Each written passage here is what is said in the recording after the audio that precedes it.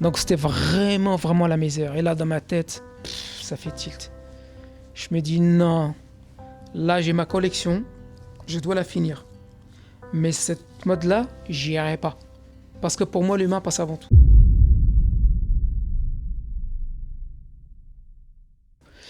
Donc je rentre et je réfléchis sur tout ça. Je fais pas mal de voyages un peu en Asie du Sud-Est et pour réfléchir un petit peu ce que j'avais envie de faire. Au départ, je voulais organiser des événements et créer une marque. Voilà, j'étais sur les deux. Et tout doucement, les choses sont faites naturellement. C'est qu'en fait, je me suis lancé dans ma marque. Alors, la marque, comment c'est passé? C'est qu'en fait, moi j'ai un ami avec qui je dansais, donc, comme je vous l'ai dit tout à l'heure, qui habitait depuis 10 ans à Dubaï et qui venait à chaque fois à Nantes, puis qui me disait bah, viens faire un tour à Dubaï, viens faire un tour. J'ai jamais eu le temps, et puis voilà, quand je le rencontre en 2017, je lui dis bah écoute, ça tient toujours ton invitation? Il me dit oui, et j'ai ma femme qui vient d'arriver à Nantes pour accoucher, j'ai l'appartement tout seul, viens donc. Donc je pars pour 5 semaines à Dubaï, et j'étais vraiment parti pour découvrir le pays. Et j'arrive, et en fait, ce que j'avais besoin, le petit manque qui me restait pour pouvoir me lancer, c'était à Dubaï qui a eu lieu. C'est-à-dire qu'en fait, j'ai vu un pays très moderne. Moi, j'aime la modernité et j'aime tout ce qui est ancien, artisanat et tout ça. Donc, je vois, en fait, surtout des gens de mes origines qui sont arabes, qui ont fait quelque chose d'incroyable. Et là, je me dis, bah ouais, en fait, on est capable comme tout le monde, en fait. Donc, je rentre, je dis à ma femme, écoute, Dubaï, je sens qu'il y a quelque chose, on peut faire quelque chose là-bas. Et ma femme, en fait, est diplômée, elle est prof de français en langue étrangère, en français aux étrangers. Mais elle ne peut pas exercer à Nantes, donc c'est une petite ville, il n'y a rien à y faire pratiquement. Donc je lui dis voilà, à Dubaï, je pense qu'au niveau de la mode, on peut faire quelque chose, et au niveau de ton métier, tu peux faire quelque chose. Alors, les enfants, Amel, ma fille, donc parallèlement, elle se lance dans une école de mode à Nantes. Et les choses, là, je vous le dis, ça s'est fait vraiment par hasard. Ça n'a même pas été une stratégie, ma fille, tu aimes la mode. En fait, ça s'est passé pendant le voyage qu'on avait fait pendant 2 mois. Ma fille Amel, elle faisait une fac, une première année de langue. Et en fait, pour la deuxième année, elle n'était pas inscrite. Donc, c'était la galère à Nantes pour la réinscrire. Moi, j'étais en Malaisie, ma femme m'appelle. Amel, le rectorat ne veut pas d'elle. Qu'est-ce qu'elle va devenir, et ceci, cela. Et puis voilà, on parle au téléphone avec ma fille, puis la fille, je lui pose la question, en fait, je lui dis Amel, mais tu veux faire quoi maintenant? Mais j'ai déjà commencé, t'as commencé quoi? Je me suis inscrit dans une formation qui m'a coûté 500 €, une formation américaine pour me lancer dans la mode.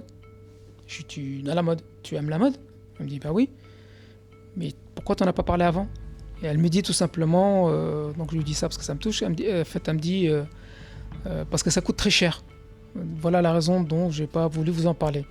Je dis d'abord, on aurait bien voulu savoir que tu aimes la mode. Et puis, c'est nous. Aujourd'hui, tu vas avec nous. Nous, on va décider de si on peut trouver cet argent ou pas. Donc, moi, ça me renvoie à plein de choses, quoi, en fait. J'ai 48 ans. Je me dis, moi, qui a toujours rêvé de faire ça, il n'y a pas. Et je vais retourner la terre.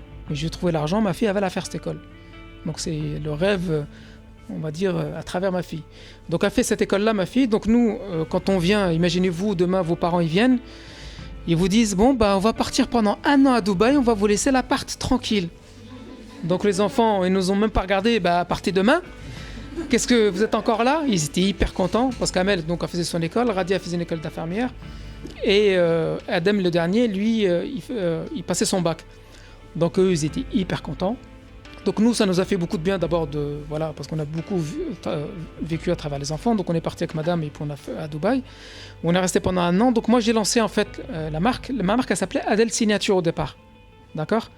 Elle n'avait rien à voir avec l'upcycling. Donc moi qui avais toujours transformé, là je m'étais dit, est-ce que je suis capable, maintenant que je veux me lancer dans la mode, de créer une vraie collection? Mais là, c'est un autodidacte qui parle. J'ai aucune formation. Est-ce que je suis capable de dessiner de A à Z et ramener jusqu'à la fin à créer une collection? Je me dis, bah, je vais le faire. Donc je ramène du tissu de Nantes.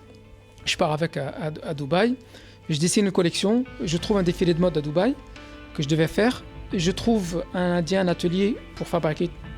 Puis voilà, les choses se lancent. Je fais ma petite collection. Les choses sont en train de se fabriquer. Puis je vois que Monsieur l'Indien, je dirais pas son nom, prenait du retard. Et là, j'ai mes réflexes de gars de quartier qui m'ont sauvé. Il me dit, il est en train de t'arnaquer. il y a quelque chose qui se passe, va falloir bouger. Donc je vais le voir, je mets la pression. Et puis là, je vois qu'il se moque de moi. Je lui dis, écoute, tu vas pas me voler, je t'ai payé. Moi, ça va se passer de cette manière-là. Là, c'est moi, ici le boss maintenant. Je vais venir tous les jours. Et vous allez travailler avec moi parce que dans 4 jours, il faut que ma collection soit finie, j'ai mon défilé. Donc j'ai payé là et là, faut pas que je loupe tout ça. Donc je viens et puis voilà. Donc je me mets dans l'atelier, je monte à l'étage. Alors qu'au départ, il m'a jamais fait monter à l'étage, donc là, il est obligé parce que l'atelier.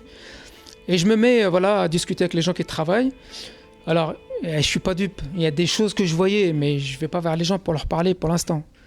Donc moi, je suis quelqu'un de hyper cool. J'ai une équipe, mais l'humain passe avant tout pour moi. C'est ce qui est le plus important dans la vie. Et donc moi, de ma culture, de plein de choses, quand je rentre dans l'atelier, ils m'appellent le grand chef. Et donc c'était des Népalais, des Indiens et tout ça. Et il n'y a pas de grand chef, moi je suis là, Et je m'assois par terre en fait, je mange avec les gens, la boutique à côté, le riz, le machin. Donc ils se sentent bien avec moi en fait. Voilà, ils commencent à s'ouvrir, ils commencent à me parler. Donc voilà, ils commencent à me dire on n'est pas payé, ils commencent à me dire on dort par terre. Donc c'était vraiment, vraiment la misère. Et là dans ma tête, ça fait tilt. Je me dis non, là j'ai ma collection, je dois la finir. Mais cette mode-là, j'y arriverai pas. Parce que pour moi, l'humain passe avant tout. Je me suis dit, donc demain, en fait, je m'étais projeté, en fait. Je me suis dit, demain, j'ai ma marque qui existe. Et je vais fabriquer où? En Bangladesh ou je sais pas où. Par des moyens que je pourrais pas contrôler. Ça va être des enfants, des gens comme ça qui vont se faire exploiter. Impossible. Pour moi, l'humain passe avant tout. Donc là, c'était un virage que j'allais prendre. Je savais pas comment le prendre, mais j'allais le prendre. Juste que voilà. Donc comme c'était prévu que ma fille Amel et son frère nous rejoignent à Dubaï, parce que mon fils en fait il est très mode, il voulait se lancer avec nous. Donc j'attends qu'Amel arrive et puis voilà, que je lui explique tout ce que j'ai vécu. Et puis l'idée vient naturellement en fait. Je me dis mais moi j'ai toujours transformé les vêtements. Pourquoi pas? J'irai pas dans ce domaine que je maîtrise.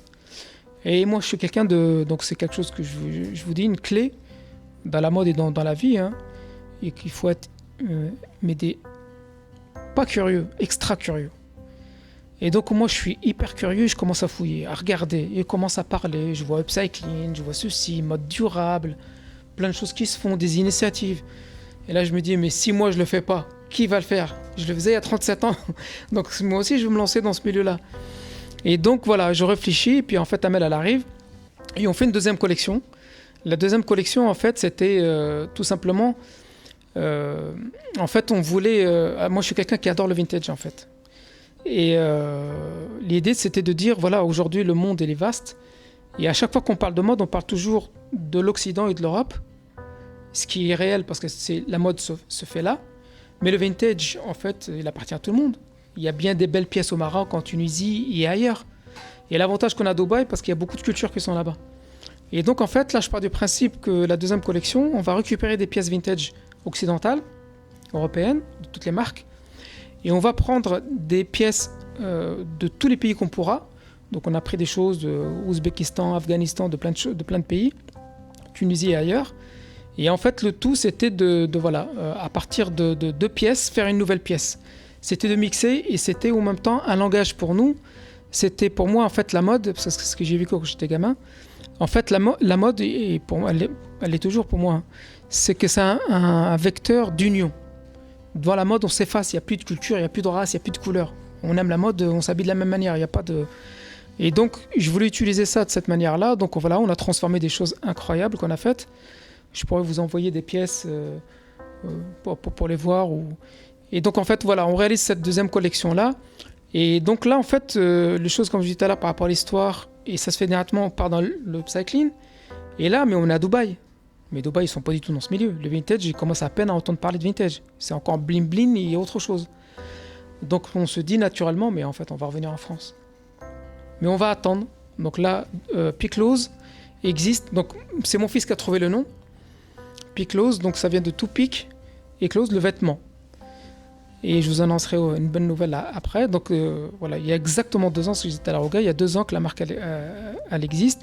Et donc en 2019, et on s'était dit en fait, on va attendre les vacances en 2020 pour revenir en France, pas à Nantes, à Paris, parce que la mode se fait ici. pour se lancer dans l'upcycling. Et donc en fait, les choses se sont précipitées parce qu'en fait, il y a le Covid qui arrive. Et là, on commence à se poser la question si on devrait rester parce qu'on avait peur. En fait, on s'était dit si on reste à Dubaï, on va rester coincé.